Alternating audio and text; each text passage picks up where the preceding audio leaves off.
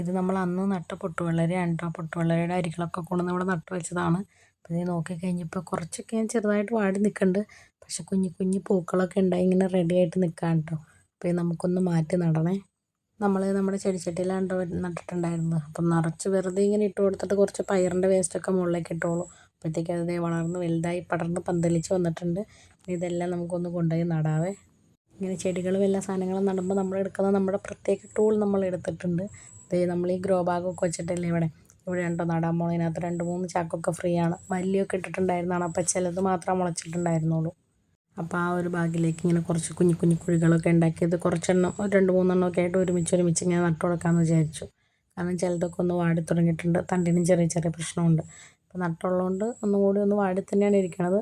കുറച്ചൊക്കെ കഴിയുമ്പോഴത്തേക്ക് ശരിയാവുമായിരിക്കും. പിന്നെ ഭാഗം ഒന്ന് ശരിയാക്കി വെച്ച് നമ്മൾ കല്ലൊക്കെ വെച്ചൊന്ന് റെഡിയാക്കി കൊടുത്തിട്ടുണ്ട് കേട്ടോ. അവിടെ ചെറിയൊരു കുഴിയൊക്കെ പോലെയായിരുന്നു. പിന്നെ നമ്മൾ കുറച്ചും കൂടി മണ്ണും കൂടി ഇട്ടങ്ങോട്ട് ഫില്ല് ചെയ്തൊന്ന് പൊക്കി വെച്ചിട്ടുണ്ട്.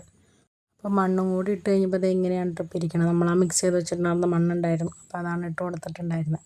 ഇത് അതുപോലെ തന്നെ നമ്മുടെ സാധാ വെള്ളരിക്ക, മത്തങ്ങ അങ്ങനത്തെ കുറച്ച് സാധനങ്ങളും തണ്ണിമത്തൻ്റെ ഒക്കെ സംഭവങ്ങൾ നട്ടുപിടിപ്പിച്ചതാണ് കേട്ടോ. കുമ്പളങ്ങ അതൊക്കെ അതും ഇങ്ങനെ ആ ഗ്രോ ബാഗ് കുറച്ചൊന്ന് പൊക്കി വെച്ച് കൊടുത്തിട്ടുണ്ട്. കുറച്ചും കൂടി മണ്ണിട്ട് കൊടുക്കാൻ വേണ്ടിയിട്ട്. പിന്നെ നമ്മുടെ ആയത് നമ്മൾ തിരിച്ച്